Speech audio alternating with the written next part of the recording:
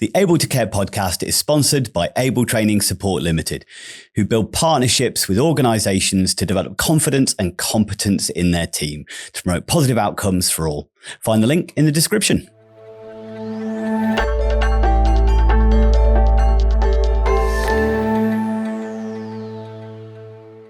Hello and welcome to another episode of the Able to Care podcast. I'm your host, Andy Baker, and joining me today is Louisa Wilcox. So Louisa, I came across on LinkedIn, who had an interesting story that I thought was worthwhile coming on and talking about.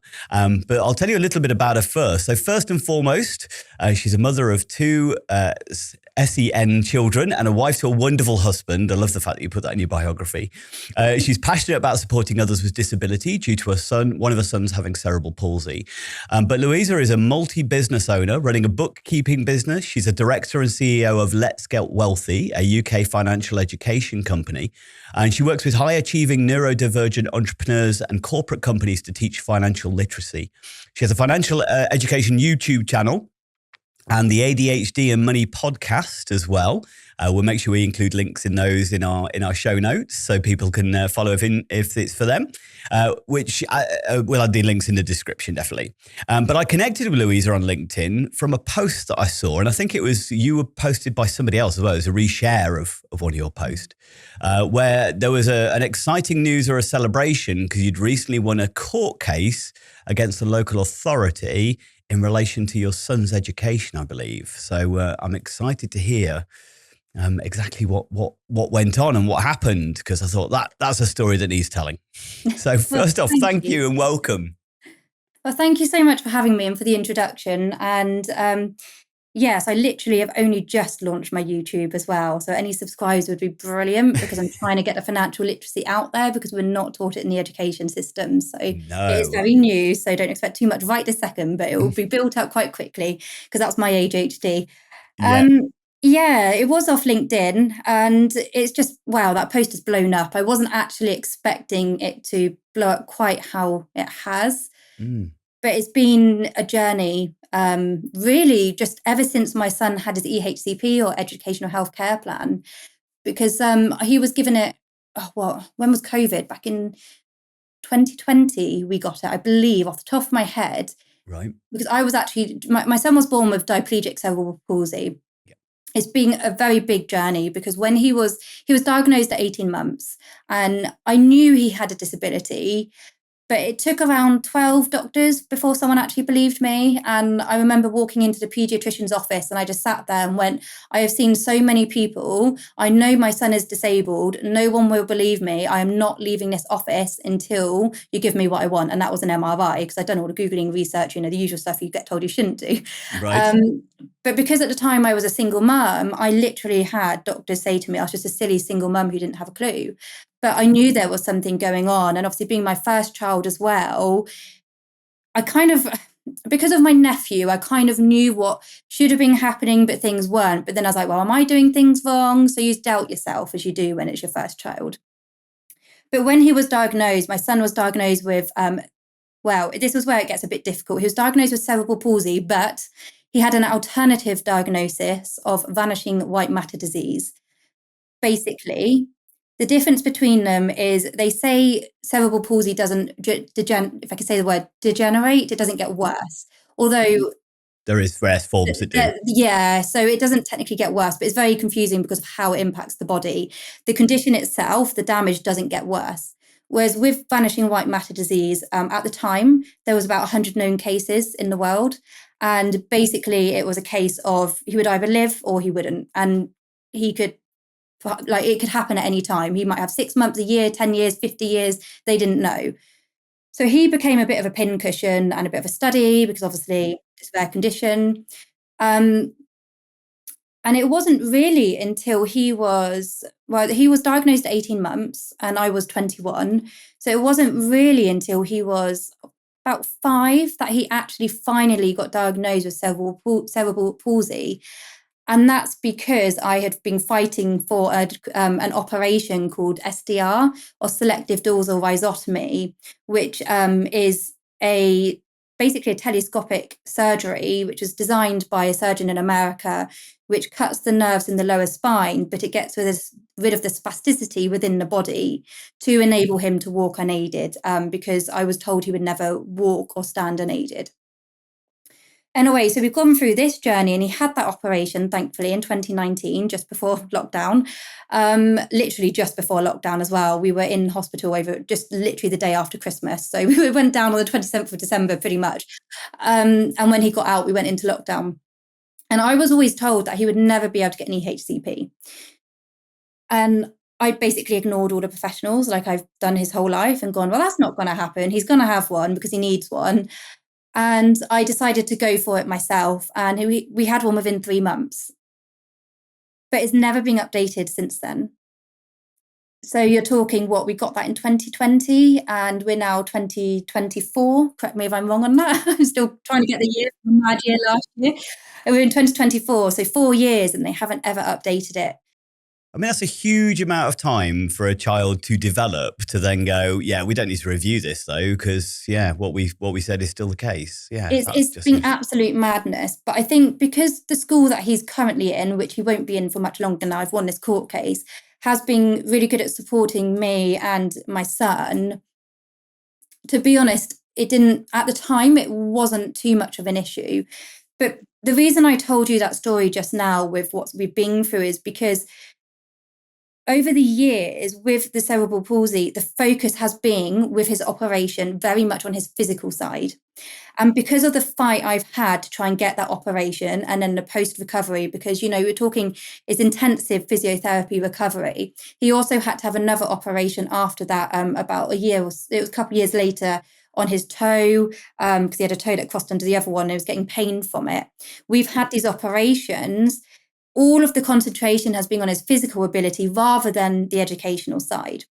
And when he was in nursery, he also had a very, very lovely nursery caregiver assistant. She owned the nursery, who was pretty much his second mum. She was just such a wonderful lady. I cried when she retired, to be honest. She was so lovely. And he progressed so well at nursery. Some things weren't picked up, like he was writing his name. He was doing really well. He was on par with all the other children.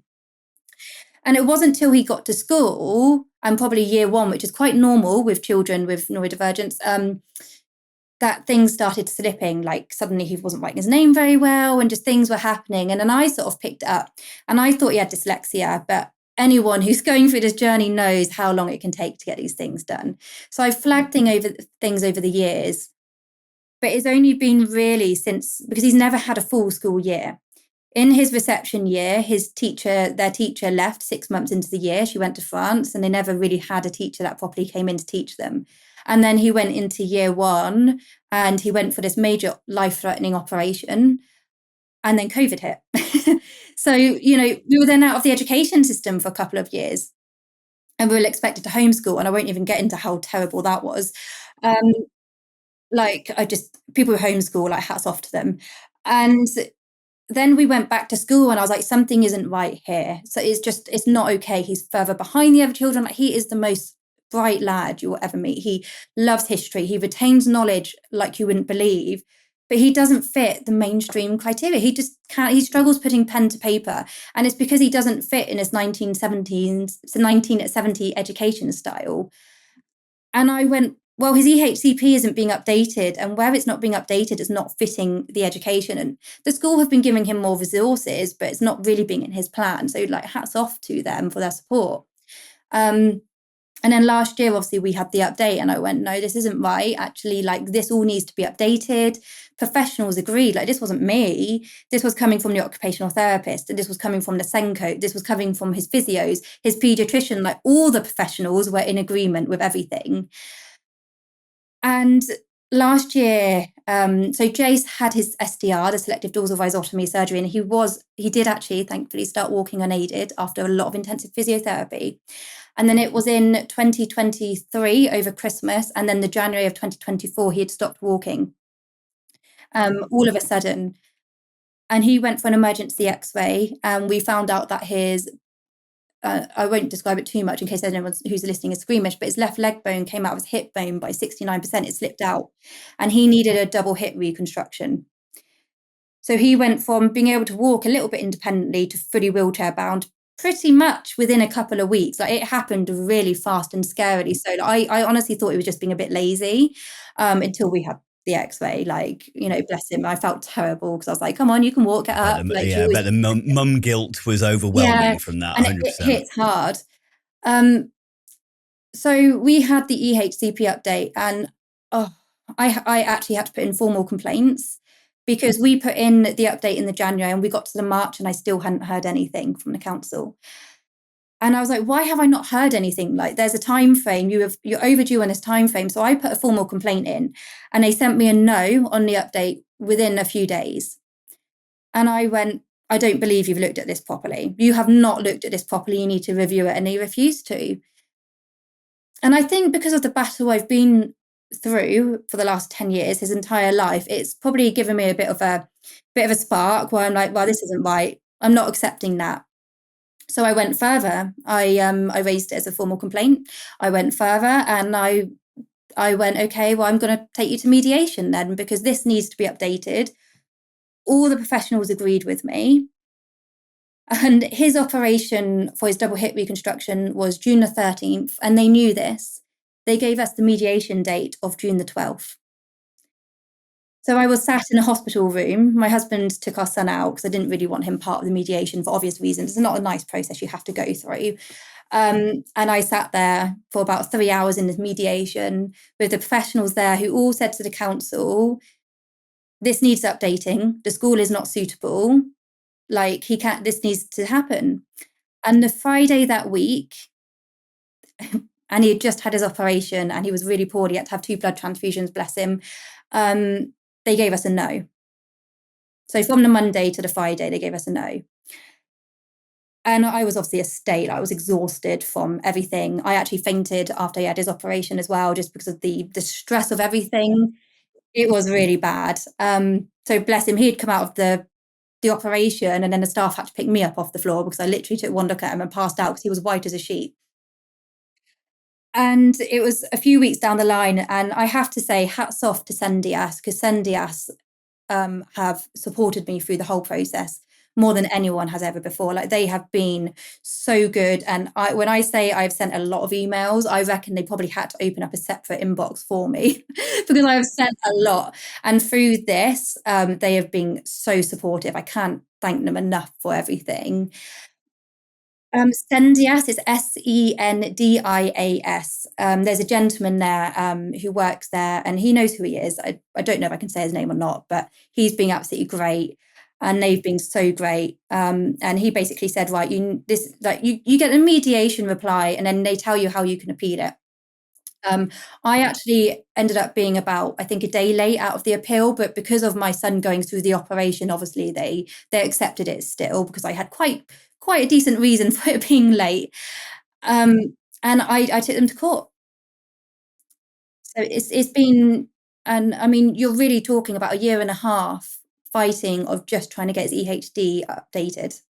What were the signs that you first kind of recognized that Jace was not developing typically for other children? You said that you had a nephew, was it, as far as comparisons concerned? You're like, yeah, something isn't the same there. So can you tell me a little bit about that first off?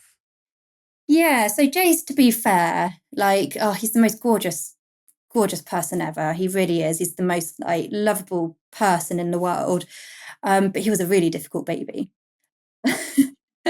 Like, bless him. It's and I mean, major reflux. I don't know if it's part of it or not, but you're talking, he would drink a bottle of milk and it would go everywhere and it was projectile. I remember I literally lived in leggings and t-shirts because I would go through sometimes 10 to 12 changes of clothes a day. It was bad. I couldn't go anywhere without it happening. So we were under like dietitians and all the rest of it. But he went from he was premature anyway. So I went into premature labor. So he was early. And he ended up losing a lot of weight very, very fast. So he did go tiny, but then he went really chunky to the point he had no neck. Like, he had no neck. He was so chunky, put on so much weight. But he did struggle with his milk. And then obviously weaning really helped. So that solved a lot. But as he grew and obviously got older and developed, Emotionally and the way that he was interacting, absolutely fine. So he was an early talker. His first word was granddad at about 10 months old. He was a really early communicator. But when I would pick him up, he would go rigid. Like a plank as well. His sleeping was horrendous. I basically had no sleep for like a year. Well, actually, probably 5 years until his brother came along, and then that was like baby again. So you don't get sleep. So I've had no sleep for 10 years. It doesn't stop ever. But like he properly, like he just did not sleep as a baby. And I co-slept with him, and that did help. But when it got to the point of him sitting, he didn't really sit until he was a year old. He couldn't, like, where children start to walk, he wasn't doing that. He would pull himself up to stand on the sofa, but he couldn't take steps, and he would try to, but he couldn't. And I also have a niece who is 3 months younger than him. And obviously he was trying to do similar things to her, but he was unable to.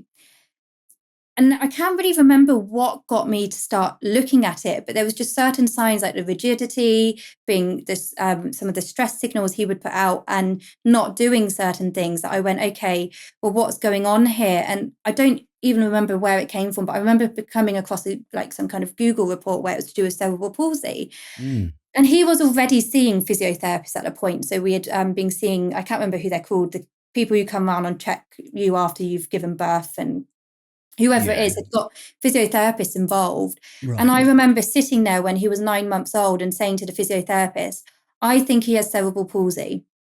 Please tell me if he has cerebral palsy. I need to know. And she said nothing. Right, okay. And it wasn't until he got diagnosed that she admitted that she knew he had it, which is a whole level of frustration that I can't even get on. Yeah. Was there any reason, you think, for not being forthcoming with that, or? Because it wasn't an official diagnosis. And I think if she had said he had it and it wasn't the case, she could have then got in trouble. So there are reasons for that. But as a parent, it's very, very frustrating. She couldn't even refer it or anything like that? No. Okay. And I don't know the reasons for it. I'm not really in contact with her anymore. No. But I mean, it is what it is at the end of the day. Yeah. But there were just signs, and I was like, something just isn't quite right. So when he actually got his diagnosis, it wasn't a shock. Right. And I think everyone around me was kind of waiting for me to fall apart. And my mum went with me, and she went, how are you feeling? And I went, I'm fine. And I said, actually, you know what? I said, I've got answers. So I know now how to support him.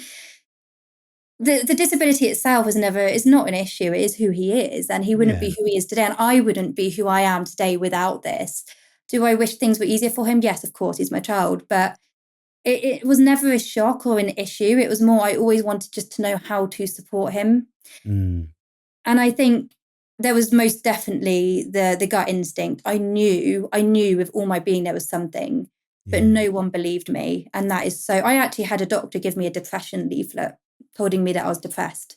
Oh, he gave me a leaflet, didn't call me up to see if I was all right or check on any of that, mind. I will just point that out. Gave me a leaflet and told me to go on my way. But no one believed me. And that itself is so incredibly frustrating. And I think it's why it now has made me quite a strong person. And when I think something's wrong, I will always trust my gut. I was definitely going to say, I can see that that's obviously been a theme as far as those initial early interactions, as far as I know this about my child, and medical professionals and healthcare professionals are not listening to me. That's kind of set the precedent a little bit, going, well, I had to fight the first time, so I'm probably going to have to fight the second, third, fourth and fifth time to make sure that my son is okay and thriving in this world.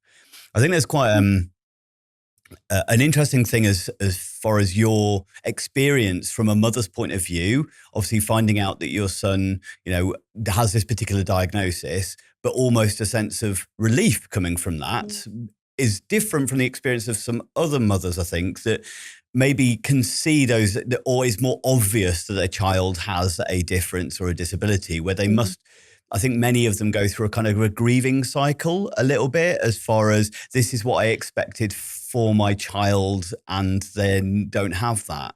Did you ever have that? Because it feels like there's almost you went past that to the other side of going, I'm just so glad that I know that I've missed out on that bit. I don't think I ever, no, I had self-guilt.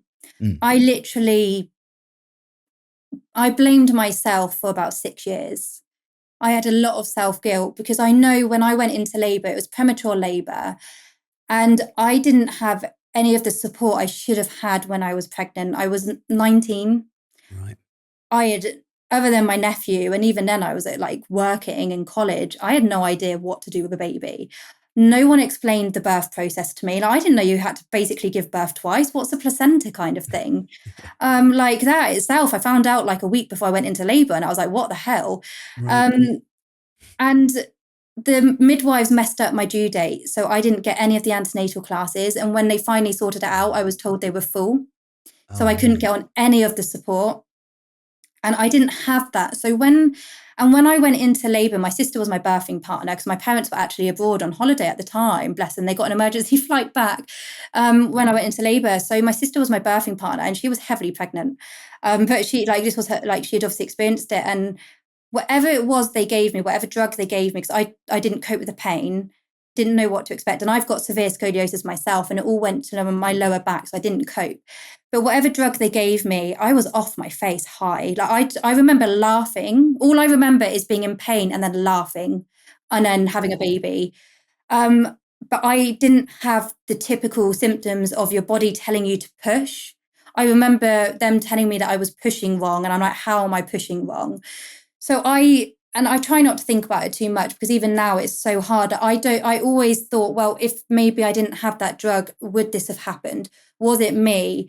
And because there isn't still much known about cerebral palsy, about whether it happens in the utero during the growth, or if it can happen during labor or after labor.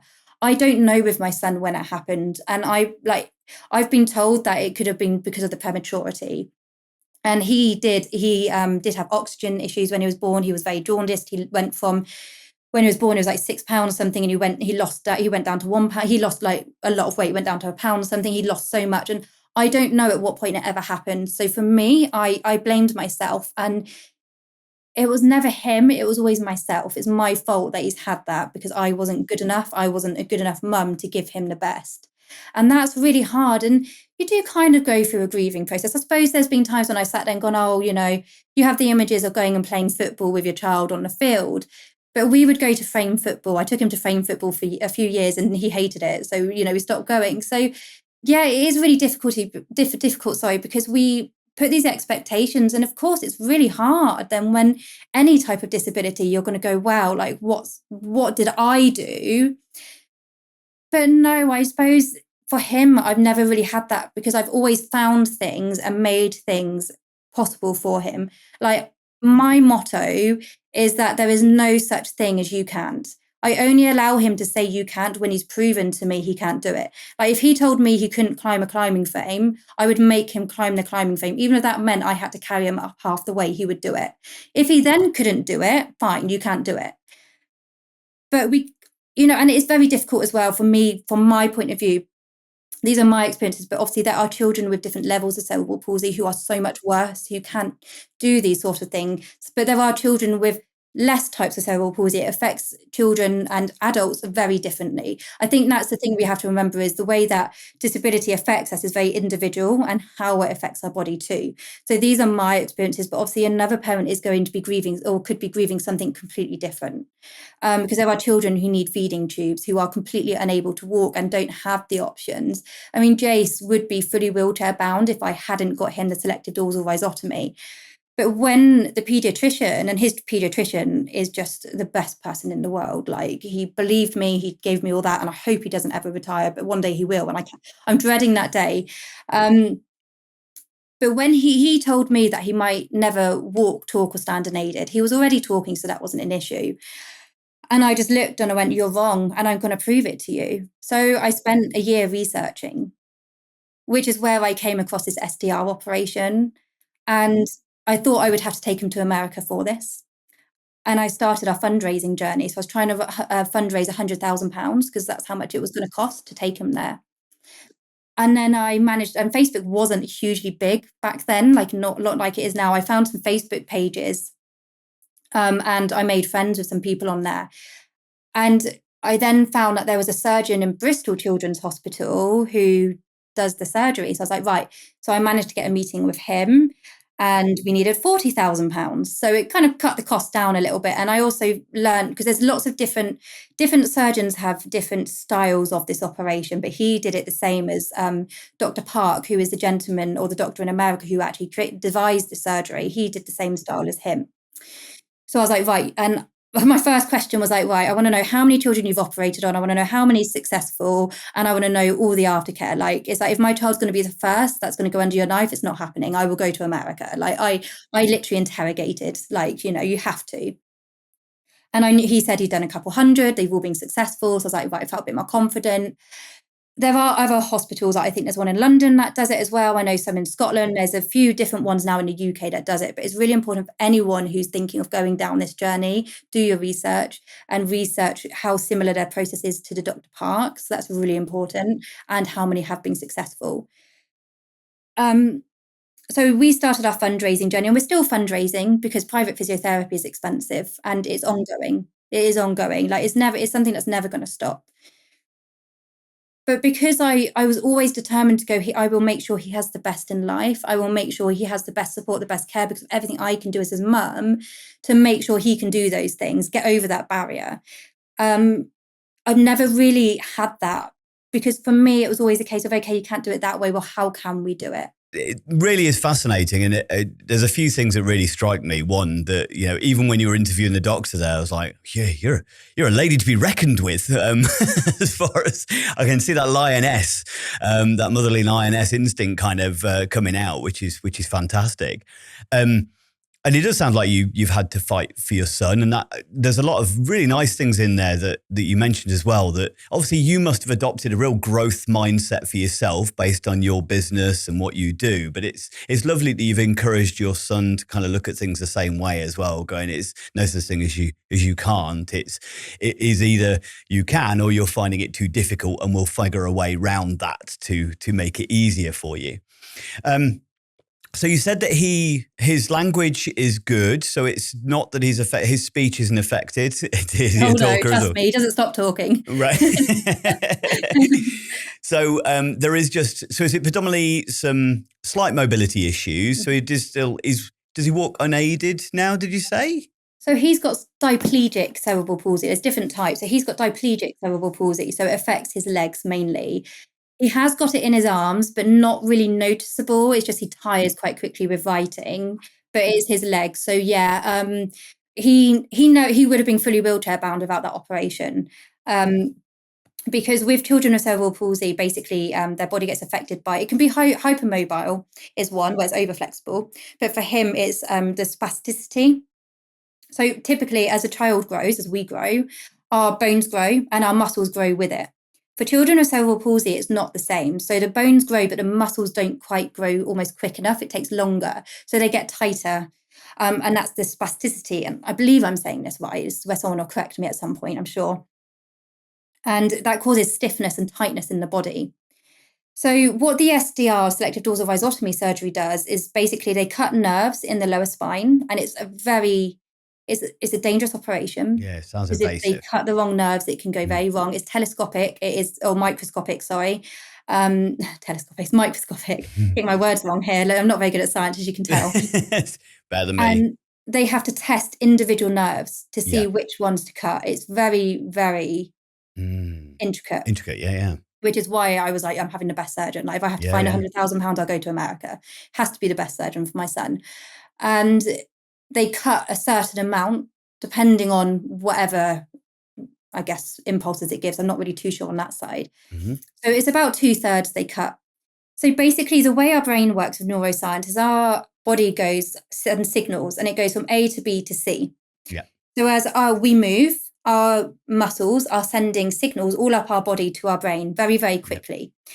And that's got a pathway of A, B, and C, D. It keeps going. So we can move our limbs, we can move our body. It happens the same for children with cerebral palsy, but when they have the operation, they basically cut B out, the pathway. Right. So then the body has to work out how to go from A to C. Right, okay. So you're getting rid of the spasticity. And what happened was, so after he had the operation, same for any child going through this, they may change it over the years as science grows and the understanding grows. He had to lie completely flat, which was really difficult for 48 hours with not moving at all. Yep. That's the most dangerous part of the Wow. operation. Yeah. If you can think, he was 6 when he went through that, a 6-year-old having to lie completely flat with not moving. They give them a lot of drugs, which is a good thing, because obviously they try and move. Yeah. But by the 3rd day, they have to get up on their feet. They have to move. Right. So it's 2 days of not moving at all. You're talking a lot of iPads, a lot of medication, a lot of keeping them down. And he was very poorly over that because he's never had medication. I've always refused medication and Botox.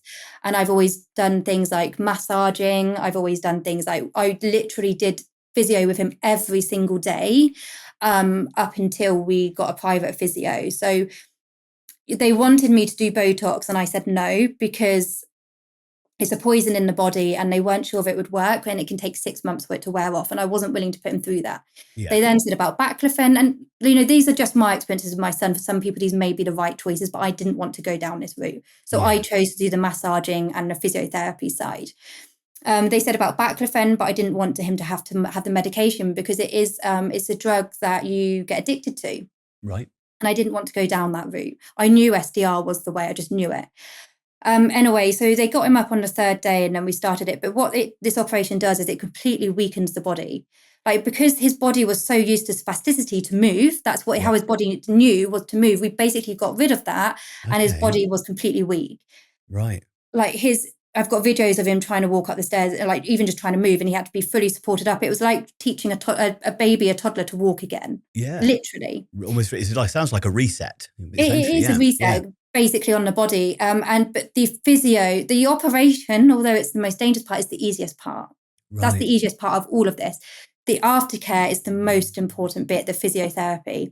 Without that aftercare, if you don't have that in place, there's no point having the operation. Because the brain and the muscles don't communicate.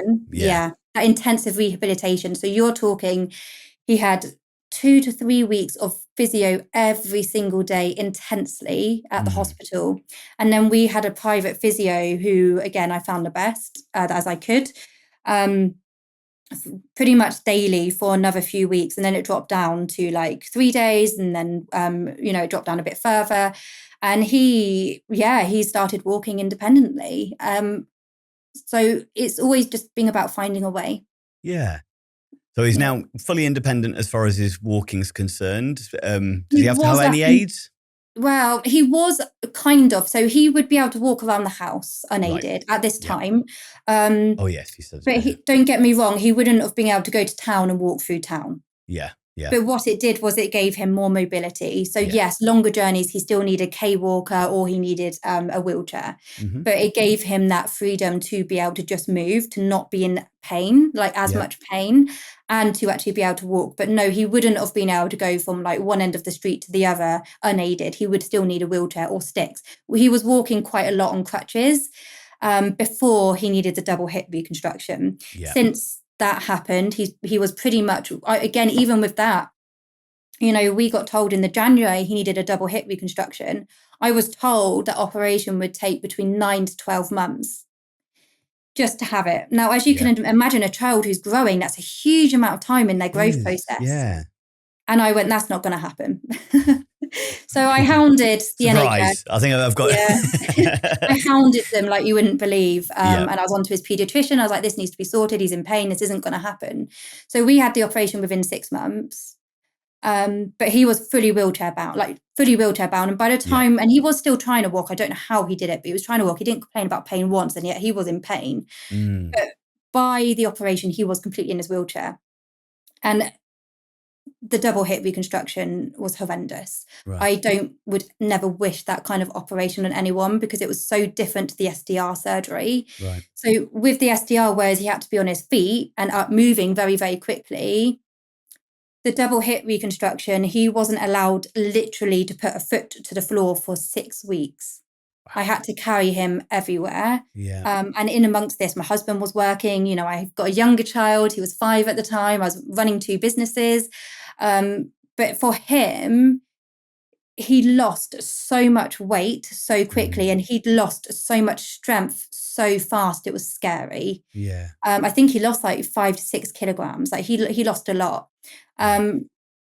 So when he then went back to having to walk, of course, you'll then have, it's a huge operation. It was a very big operation. Like, again, I won't go into detail because it is, I don't want anyone to get squeamish. It's very graphic, but it's not nice. It's really not nice. You can just go and Google it or, whatever. It's not a nice operation. Yeah. It's horrendous what they have to do. And it was a double hip reconstruction on both sides, not just one. But it's then a case of really juggling the how much you need to then get him to move with the bones knitting back together because of what they have to do. Right. Because it's broken bones for the surgery. So it's a complete opposite. So whereas before we had to get him on his feet and moving really fast to get the strength up, this one, we had to juggle broken bones healing. And if he was on his feet too fast, doing too much, he'd be back in the operation room. Thank you for listening to the Able to Care podcast. If you're enjoying this episode, please like, comment, and share. We really appreciate all of you listeners. Now, you mentioned as well that obviously part of this EHCP plan is some additional needs it requires as far as his education's concerned. And you think that's elements of the CP kind of playing into that a little bit as far as he does struggle with certain aspects of cognitive development. You said his memory is really good, but there's some areas that he struggles more with. But you also mentioned as far as an autistic diagnosis as well, that you're trying to work towards that at the moment. So yeah, what's happening on that side of things? So on top of all of this, we've been waiting for 2 years for him to go through the ADHD autism diagnosis. So that's also been another battle on top of all of this, which is lovely.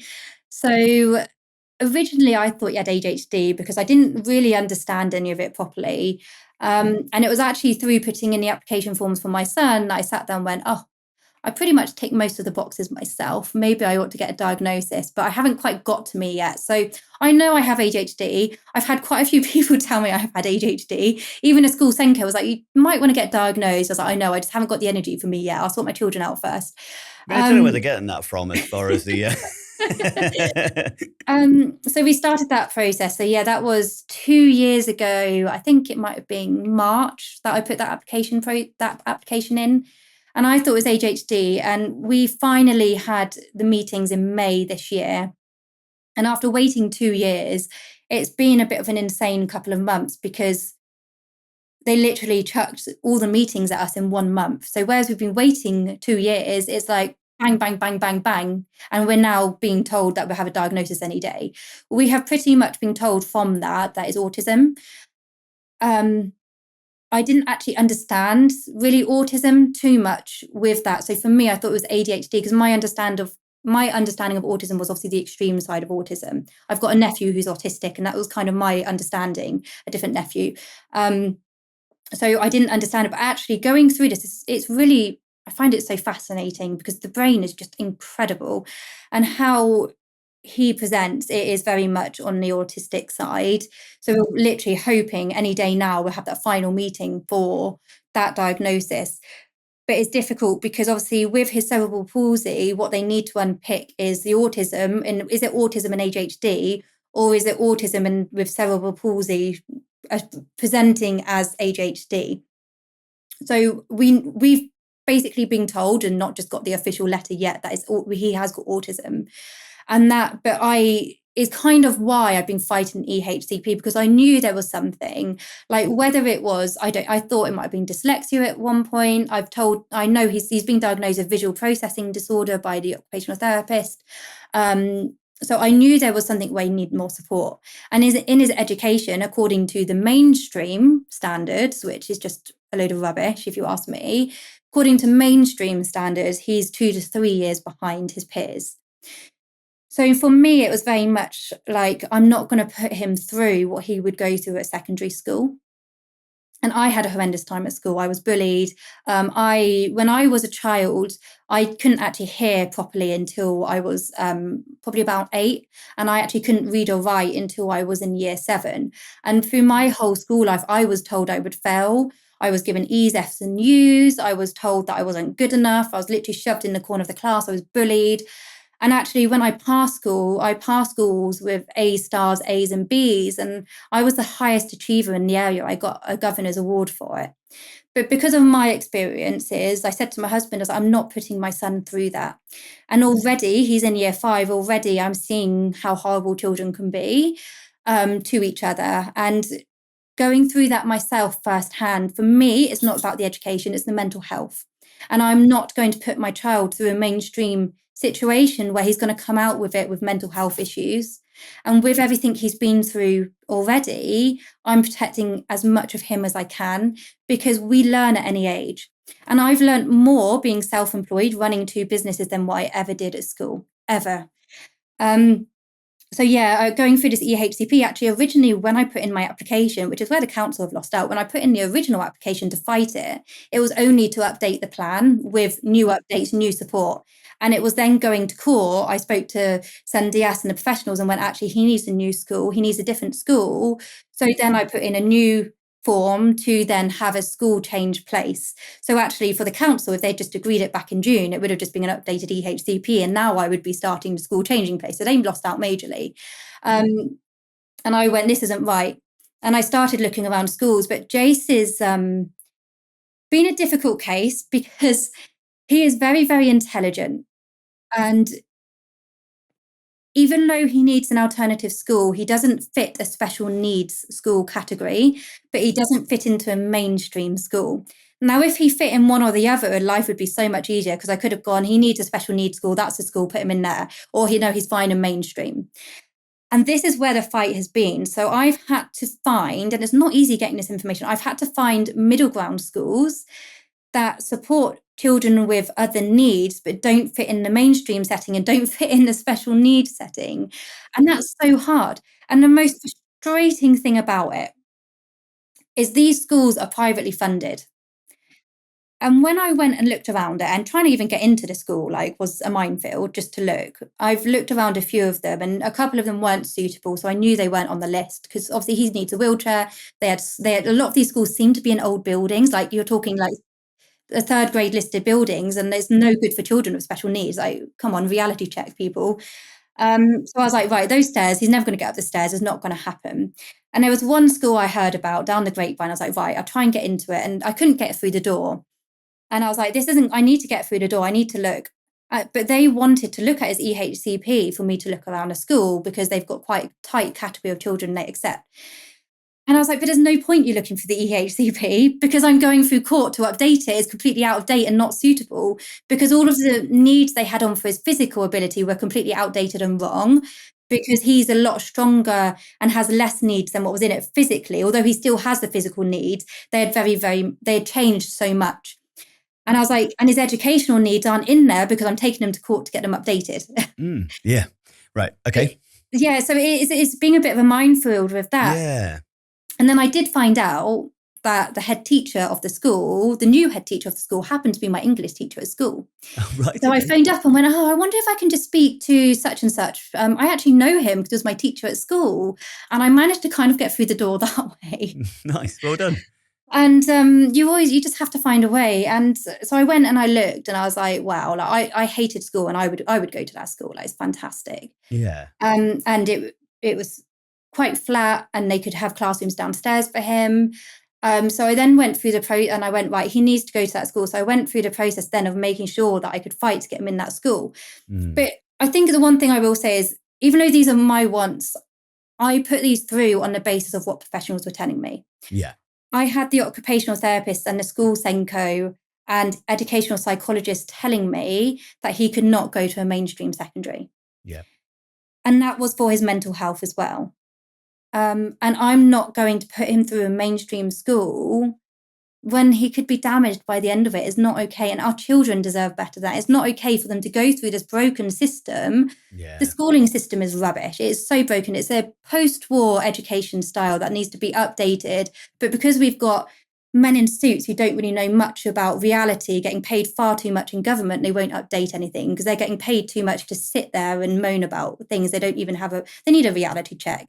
But that's another conversation altogether. And so it's just been a case of, right, this needs to happen, this needs to change. So yeah, I went to court, and court was interesting.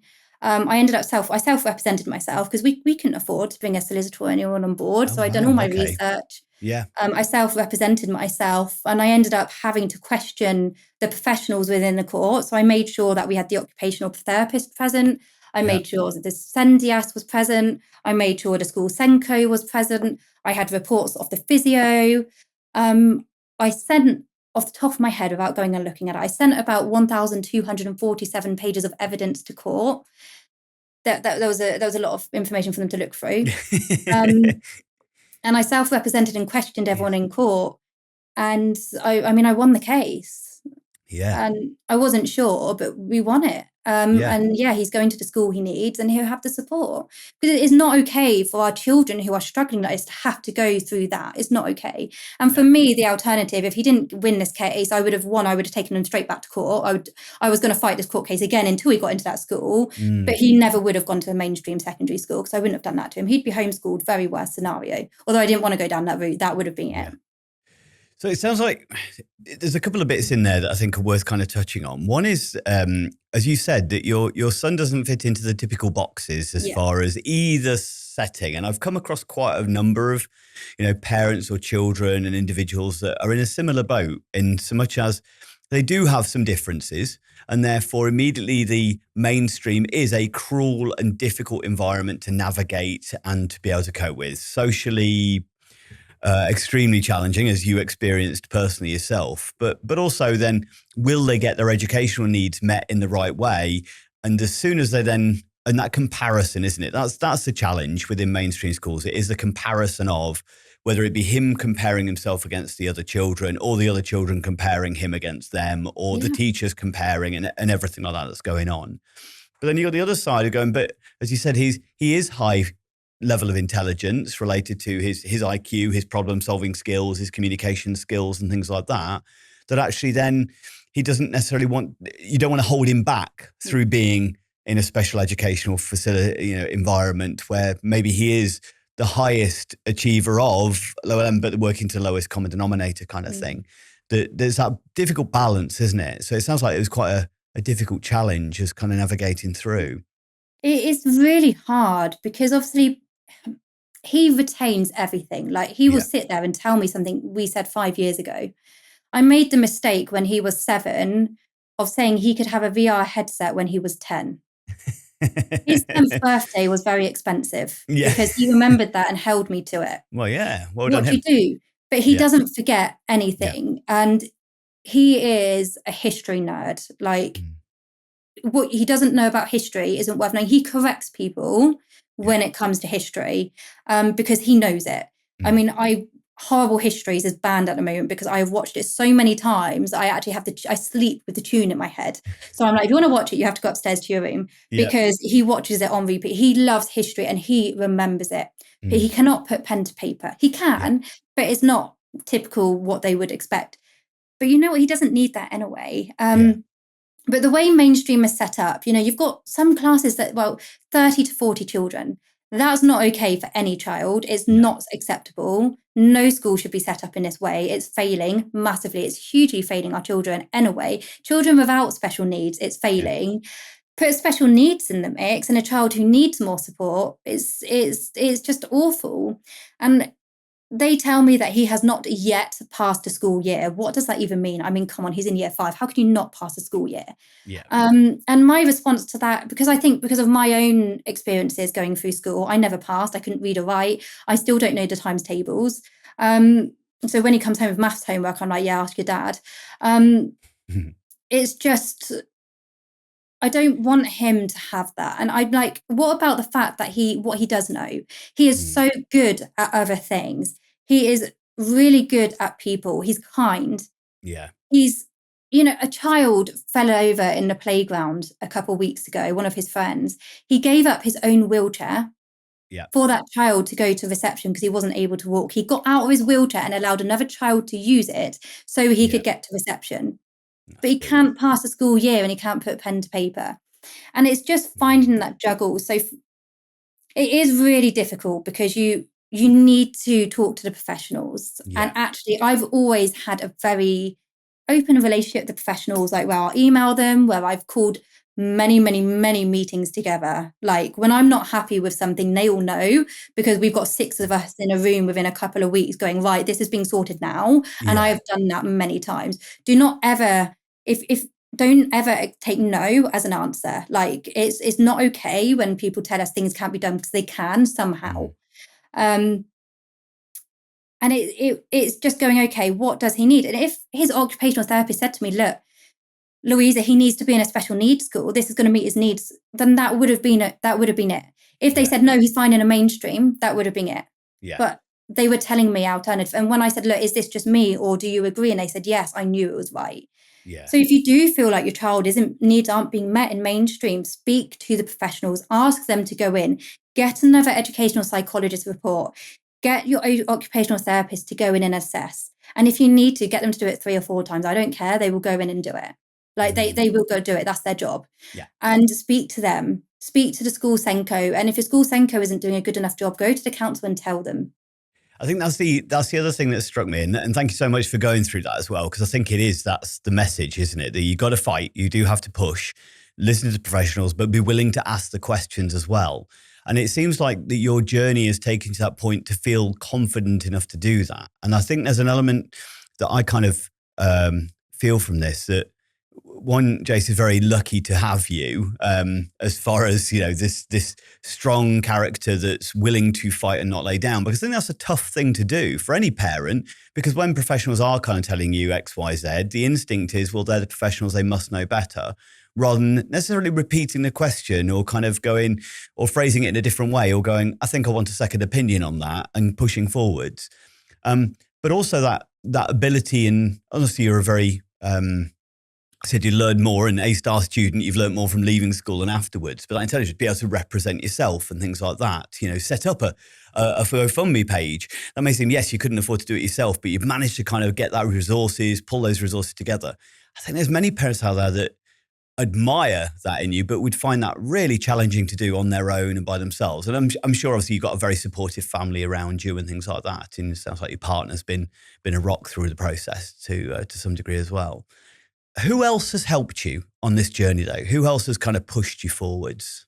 I will be honest, I do have a supportive family, don't get me wrong, but everything I've been through with my son, I've done myself, and my husband. When I went through the SDR operation with him, it wasn't really known in the UK. In fact, I actually told his pediatrician what the surgery was. So then to go to my own parents, like my son's grandparents, and say, this is what he's going to go through, and then no one has a clue what it is. It's very scary. And I had people going, are you sure? Are you sure? Are you sure? And I'm like, yes, this is what's going to happen. I've done the research, I know.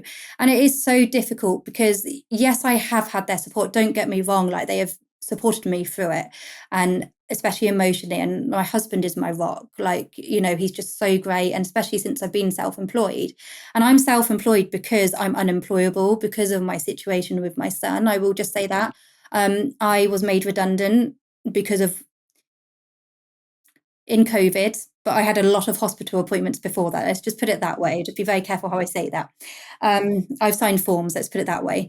And I think it's hard. I was never confident. I was a very quiet child. I was a goody two-shoes at school. I wouldn't speak up. Because I'm quite small, I'm only 5'2", I was literally shoved about. I was bullied.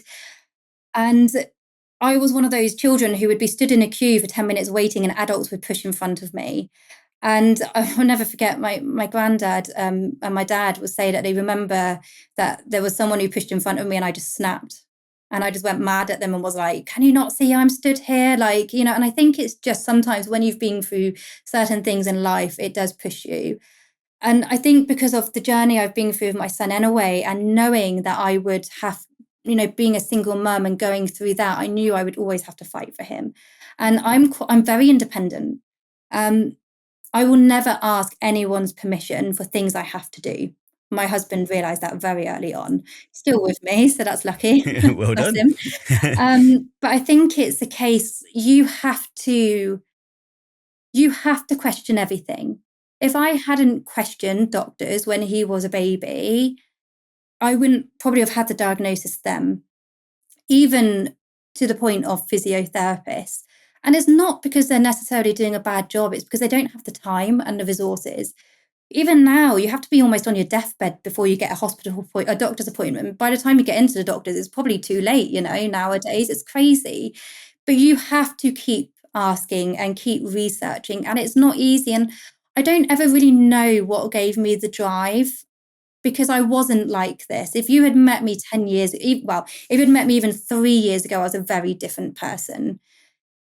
But I always wanted to fight for my son. And I will be fully honest with you, and this is very vulnerable, but when I first went through a lot of this, I was quite angry, and my God, I was exhausted. And a lot of the way I probably communicated with professionals probably wasn't the nicest. Like, it would have been like, why aren't you doing this? And this isn't good enough, and quite shouty. And it's really hard because you're then trying to juggle raising children and all of these appointments. And the appointments are insane. They are insane. Like, I'm unemployable because of it. Like, they are insane. I can't even tell you the amount of appointments you have, and then put surgery on top of that and the appointments for those. But you just have to keep asking. And if you don't understand it, it's your child. Why wouldn't you question it, or why wouldn't you research it? And I think it's just so good to know that there is, especially on Facebook and online, there is so much knowledge out there, and there's so many resources now for us to get this knowledge. If you're not sure, go and check, go and find out, go and ask. 'Cause people, especially fellow SEND parents, are more than willing to support and help you, and there are people out there.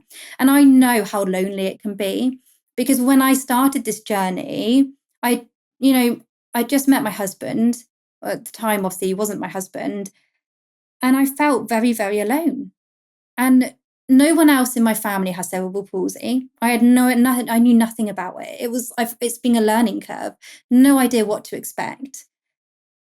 But you just keep going through, and I will always fight for him. And I think you just have to keep questioning, keep asking. And even to the point of physios, they don't have the resources. So if you're not fighting and you're not hounding them, that you're going to go to the bottom of the list. It's as simple as that. So if you haven't seen a physio for 2 months, you need to be on that phone and going, why are you not seeing my child? And if they're not seeing them, well, what plan have they given you for you to then do physiotherapy with them? What can we do to make sure we are supporting them? And I think where I am now, because of my businesses and being self-employed, has been the best thing I've ever done. Like, I don't have to answer to a boss. I don't have to ask anyone's permission to go to appointments. Don't get me wrong, my husband is great because we juggle it together, especially because I was only running one business a couple of years ago, and now I'm running 2. He's great with the support, so I can't fault him at all, and he's picked up a lot. But you do have, like, that itself has given me so much more confidence. And it wasn't until I went self-employed and I've done a lot of self-development work on myself for my businesses. Because, I go and do financial wellbeing talks for corporates. I can't stand up in front of people and be nervous when, that's what you do. It's helped me a lot of my confidence. But, I was about 25 and I had a mental health breakdown, and I didn't know I was going through it. I didn't know I was going through it. And I think it was a long time coming, because you get stuck in that mode of just keeping on going and burnout. And you don't know you're in burnout sometimes when you're in it. I had no clue, and I had no self-care. I had absolutely no self-care. I didn't exercise. I ate really bad. I was on the go all the time. I didn't have time to look after me because I was so busy concentrating on my children. I didn't matter. And when I went through that mental health breakdown, it was actually because I developed a nut allergy overnight and went into anaphylaxis after having my second son. My eating went really bad. Like, I couldn't eat. I couldn't leave the house. It was bad. And then it was COVID hit, and it was taking that time away from everyone and everything and being at home with my family that I was able to get myself in a better place. I started running. I started doing the Joe Wicks did the PE with Joe. I started doing that and nearly died because I was so unfit. It was bad. It gave me the confidence to start eating more foods again, because obviously with my allergy, I stopped eating everything because everything's may contain nuts and there's horror stories. But having my husband home gave me that. And you're talking, when I went through this breakdown, I'm talking severe panic attacks where I was hospitalized and in hospital having to call ambulances because my symptoms presented as heart attacks. So it was severe. I got to the point I struggled to take my children out of the house without being in a state from it. And I had to push through that. And even that, there is no support. There is absolutely no support for that. So even that, I had to manage it myself. And when I did go to the doctors, guess what? Have these tablets to make you feel better. They mask the symptoms. No, I didn't want that. I wanted to get better. I didn't want to be masking my symptoms. So for me, I found that through running. I go boxing. I go paddleboarding now. I make sure I eat really well. And I make sure I have that me time. And mental health is something we cannot take for granted. Yeah, it's one of the mantras that's so important to get out there, isn't it? And I don't care how many times it's kind of repeated from people like yourself. The message is so true. We're terrible at it, especially those who care for others. Generally, it is so easy to fall into the trap, isn't it? Especially when you've got lots of appointments, there is demands, and it's, as you said, finding the time to do that. But it's so hard. yeah, even if you can just pull that 2 minutes to one side, and it's, start off little and build, rather than going, well, if I can't spend an hour at the gym, what's the point in going at all? Then go and do 10 minutes, because at least 10 minutes is away and it's doing something and you achieved it. And maybe you could find that 10 minutes today, but you could find 15 minutes tomorrow as a result of that. And it's just that step by step, isn't it? Slow change. So yeah, really appreciate it for sharing that. So just to kind of draw us to a bit of a close, I'd just like to hear, obviously, there's a few bits in there you've kind of definitely got a kindred spirit as far as the education system not being quite right. I've kind of kept my soapbox under wraps. I do it other times.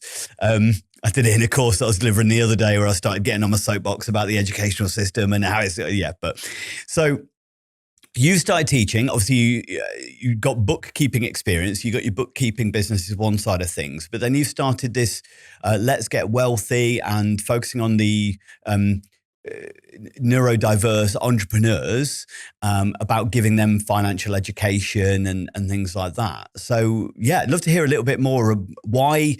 Is it just because you're ADHD that you thought this is a niche in the market, or why was there a specific reason that you decided to run with this project? It's changed since I launched it.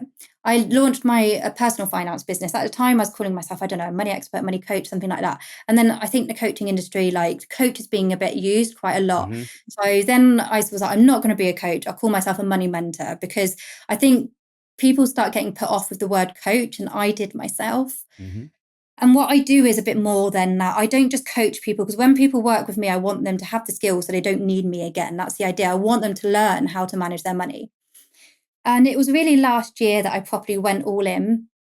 And then it was probably, obviously, I was going through everything with my son. So I wasn't able to do the things that I was able to do, because all my business plans literally went down the drain overnight because of him needing his operation, which is fine. And I reinvented a few things and that. And that's just how it is. So I launched Let's Get Wealthy, my financial education business. And it's kind of grown from there. But even over the last sort of year, it's been very much a journey. And I work with entrepreneurs because we go into business and we set businesses up doing the things we love. But what I find is people will build a successful business and not have any money. So they keep trying to build up a successful business and still have no money and have debt. Mm-hmm. And it's like, that's because you're not managing your money. And actually, you don't need a 6-7 figure business to be wealthy, to enjoy your money. You need to learn how to manage it. You need the financial literacy. Yeah. So that's what I've been doing. And I was working with some people, because I do one-to-one services, and I've got my membership, and I've got my podcast out there, and I've just launched my YouTube channel for free financial literacy training for people, which isn't just aimed at entrepreneurs. I will just say that as well. And that will grow over time. And when I looked back at the clients that I was attracting, they all pretty much were ADHD. And I think it's because of my own journey with my children and myself, that I think that's like normally attracts like at the end of the day, and we get on, and I'm good at it as well. I'm good at helping people go through that.